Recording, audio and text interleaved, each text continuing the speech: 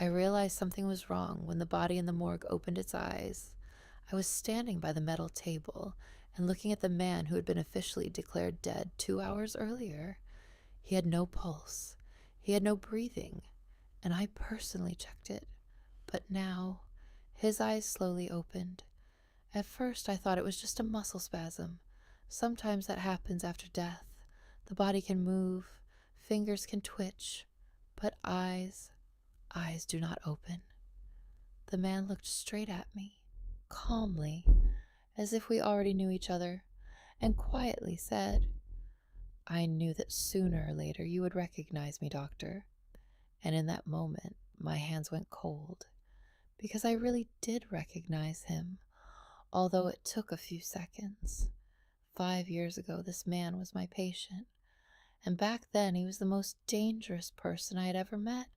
His name was Andrew Carter, and he was the reason why I no longer work in a psychiatric hospital.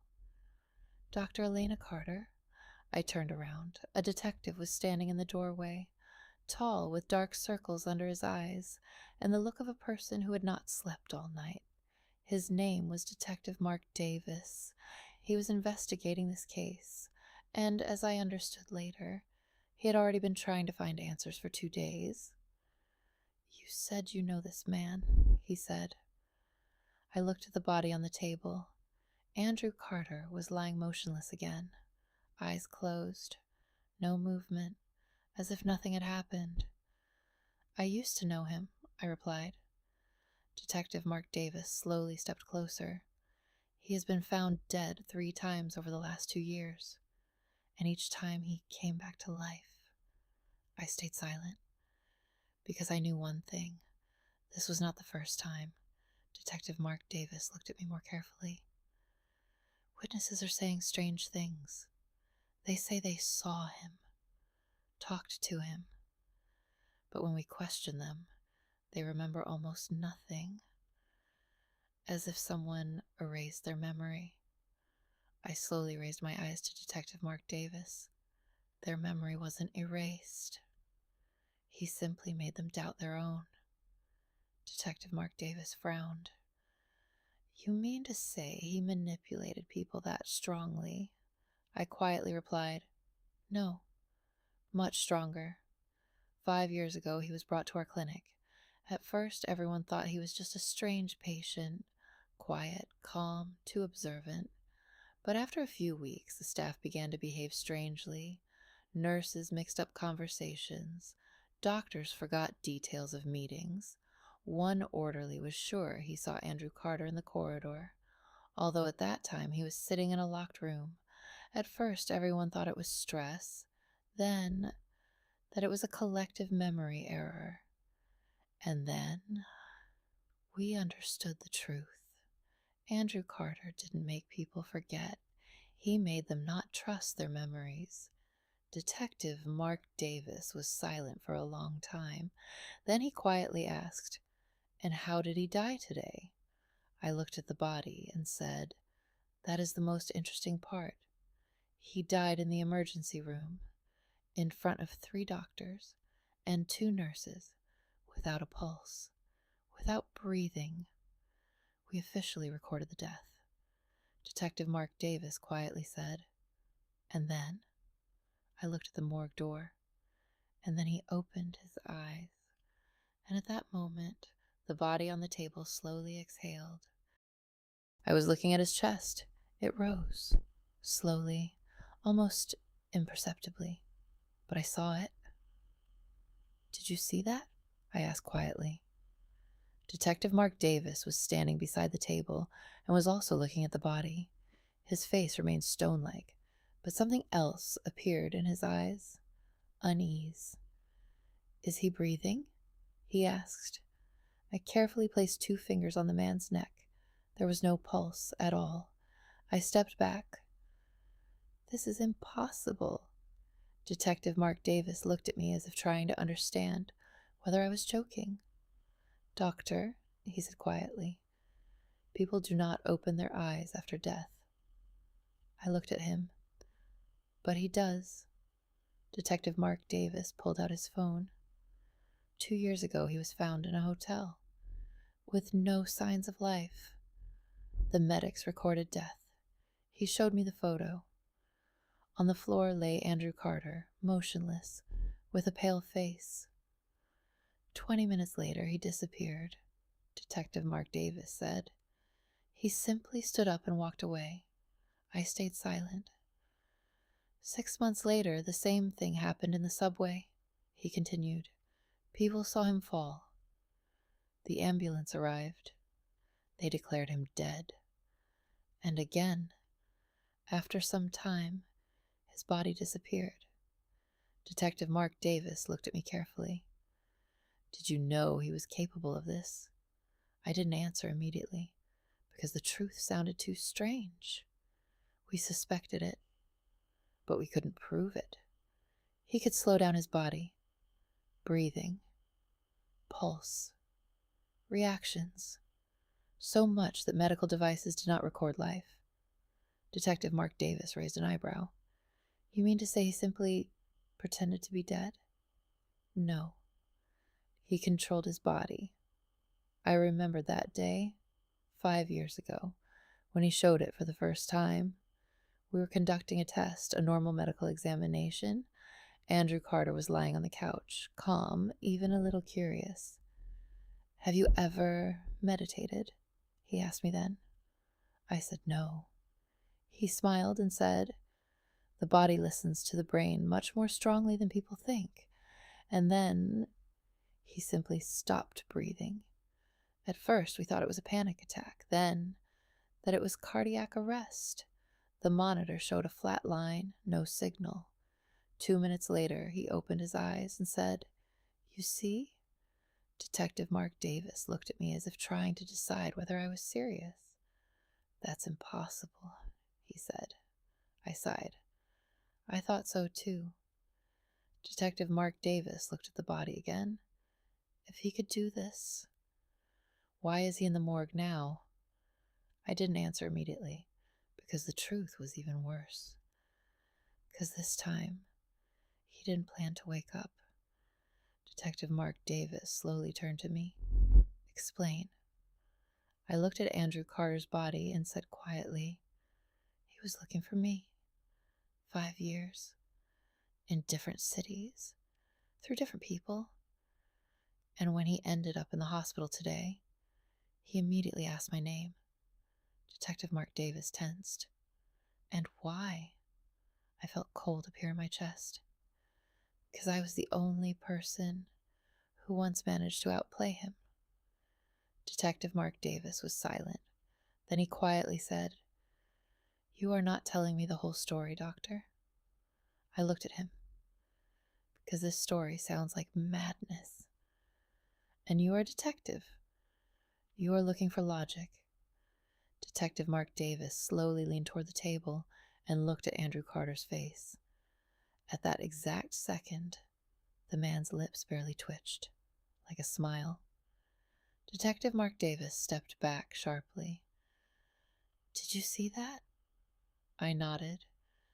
He always does that. Before he starts a game.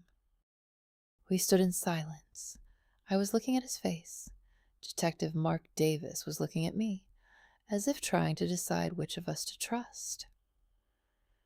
You said you outplayed him, he finally said. How exactly? I didn't answer immediately, because this part of the story always sounded unbelievable. Andrew Carter was not insane, I said quietly. He was extraordinarily intelligent and extraordinarily patient. But more than anything, he loved one thing. Detective Mark Davis crossed his arms. What? I looked at the body. Control. When he was brought to the clinic 5 years ago, he already had a reputation. People around him behaved strangely. Witnesses got confused in their testimonies. Some couldn't remember what had happened literally an hour earlier. One man told the police he had spoken with Andrew Carter for 3 hours, but then he couldn't even remember what he looked like. Back then, everyone decided it was simply psychological pressure, manipulation. Andrew Carter knew how to talk very well. He looked at people as if he already knew their answers, and when he spoke, people began to doubt their own memories. Detective Mark Davis listened silently. His gaze became more serious. You mean he simply convinced people? Not simply. He made them doubt themselves, slowly, day after day, until they themselves began to believe his version of events. It is called cognitive undermining. A person begins to think their memory is unreliable, and then they accept someone else's truth. Detective Mark Davis quietly exhaled. And you were the only one it didn't affect? I shook my head. No. At first it did. I remember our first conversations. He spoke calmly, almost friendly. He told stories, asked questions, and one time I left his room and couldn't remember what we had talked about for the last 20 minutes. It was impossible. I recorded every conversation, took notes, controlled every word. But with him, something was always slipping away. Detective Mark Davis leaned closer. And what did you do?